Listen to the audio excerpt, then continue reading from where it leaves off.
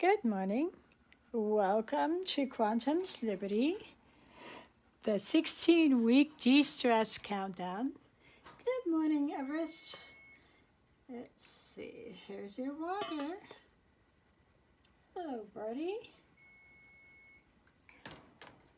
This is a 16-week DeStress countdown, Quantum's Liberty. And today on the phone with us, we have Jessica.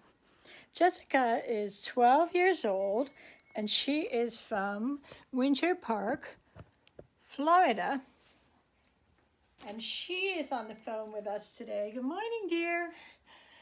To talk about an upsetting, a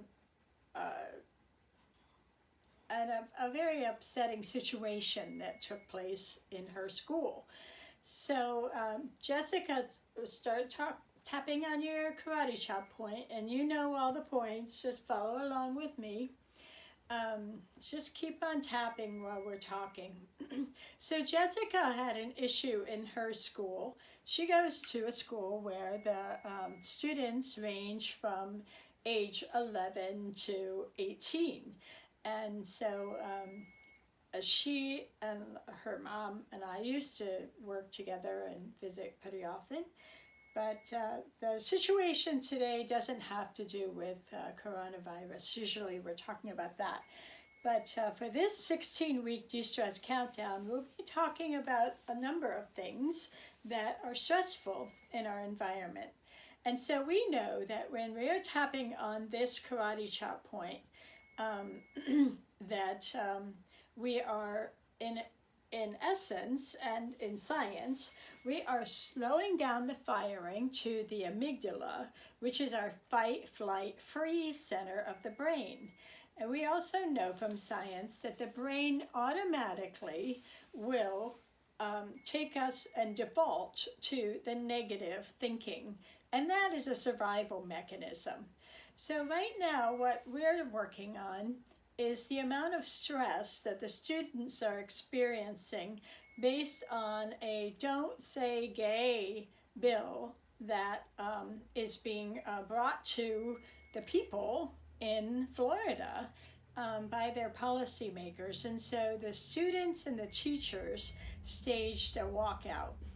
And so this occurred 2 weeks ago and has been an ongoing discussion with teachers and students, and not really knowing all of the discussions that took place. There was a firing of a teacher, and the teachers became upset, and the students were upset because then the teachers had to walk out too. So with all of this and not knowing all of the details, what our purpose here today is to bring some peace and centering to Jessica and her classmates and the teachers who wish to learn about tapping, and how it can benefit and bring us into a place where we can calm the body. All of the biomarkers in the body shift when you do the tapping. And the science behind this is growing stronger and stronger each day, including a 10-year study at Harvard. If you go in the descriptions under this YouTube, you will find all your references that you need to look at the science behind some of this. So let's start tapping on, we'll talk about some of the science first. And I want you to just keep on tapping on your karate chop point, because what that's going to do is slow down the firing to the amygdala. The neurons essentially don't go firing to the amygdala. So the brain can have all of these images, and the brain doesn't know the difference between images that happened 2 weeks or 2 years or 2,000 years ago to images that are happening right now in this moment. So we will tap on these thoughts and feelings that might be rising up inside of us, and images or remembrances of sounds that you heard and things that were said or read and actions that occurred, and we'll tap on that so that you can feel safe in this moment right now. You are safe right now, right? So we will tap on these images so that our brains can think about the next best thing to do.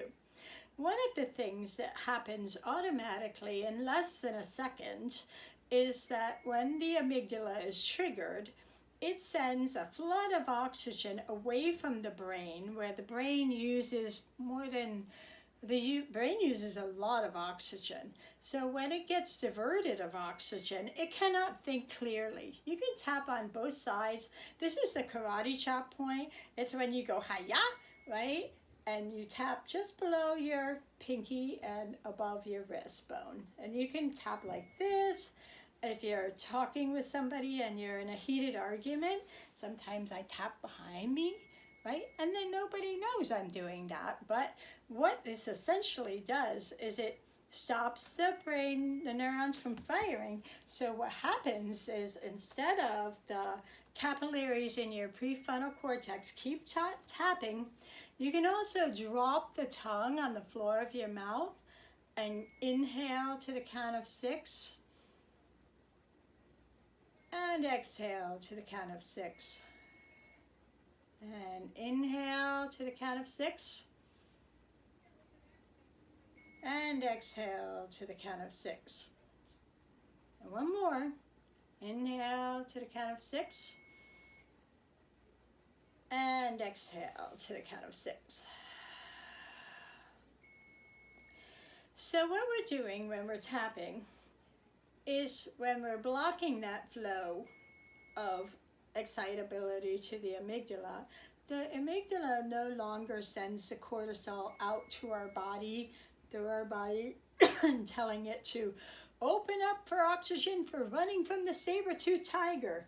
Instead, it leaves the capillaries open in your prefrontal cortex, like this. This is a beautiful picture of when someone's tapping. See that? So the top one is the capillaries in your prefrontal cortex, which are wide open, so oxygen can get to them and you can think about the next best thing to do.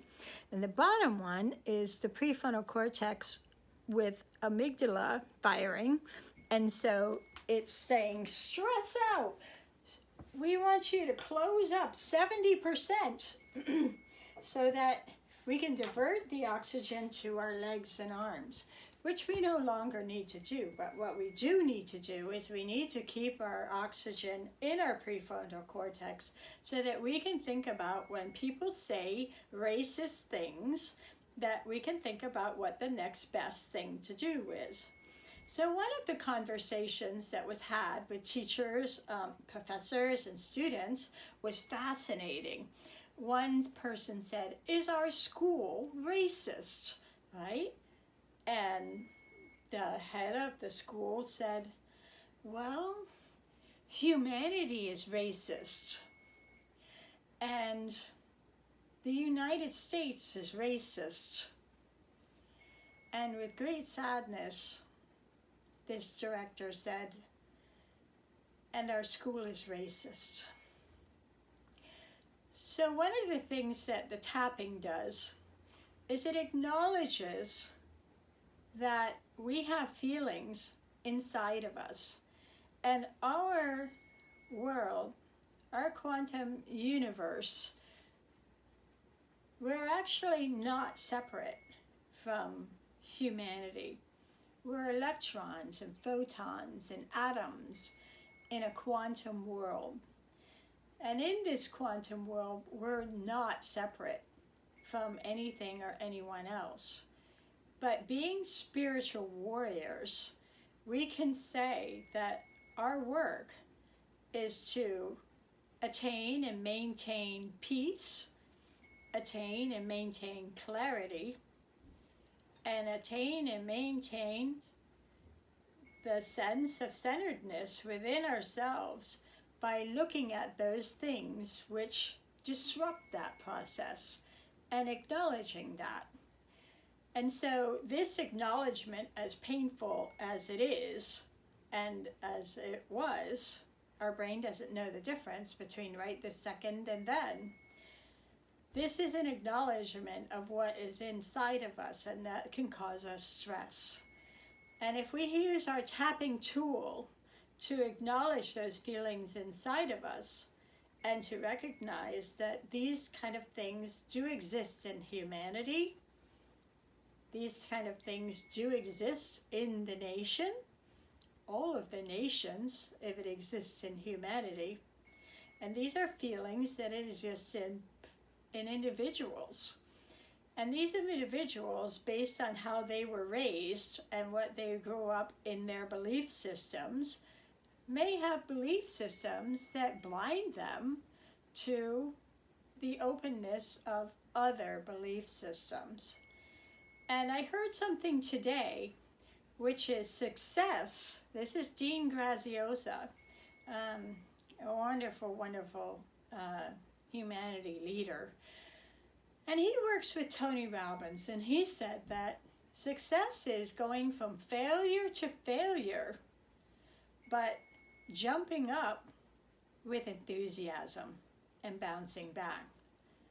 So in recognizing that racism exists in the school or in certain people in the school, right? And racism exists in humanity. Like we have a piece of racism inside of us, and that causes stress. For some people, it doesn't cause stress. It causes enthusiasm, like the policymakers who said, "Don't say gay bill must be passed." And that's such an interesting concept because we're all beings existing in a quantum field of consciousness, right? There's no separation. But what there is no separation to also is that a spiritual warrior looks inside themselves, finds those things within themselves, right? Taps on them to clear them, and then taps in the necessary and needed emotion or feeling, which would be to teach others about love and to teach others about that there is no separation, that there is failure. Failures occur, and we need to confront them with enthusiasm and bounce back. That's successful. That's the work of a spiritual warrior. So today what we're going to tap on is this frustration and anger, right? That Jessica, you were saying you were feeling, because this is absurd, right? It's crazy. And so what we're going to do, a big huge bumblebee just flew in the house. Wow. So you'll see that bumblebee go flying by. Maybe you'll hear it buzzing by.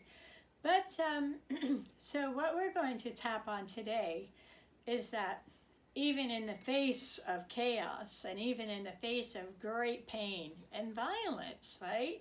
This is the ego talking, and the ego is not all bad. The ego gets us up to brush our hair and, brush our teeth. So, but the ego wants to make a separation. And so, and that is its way of making us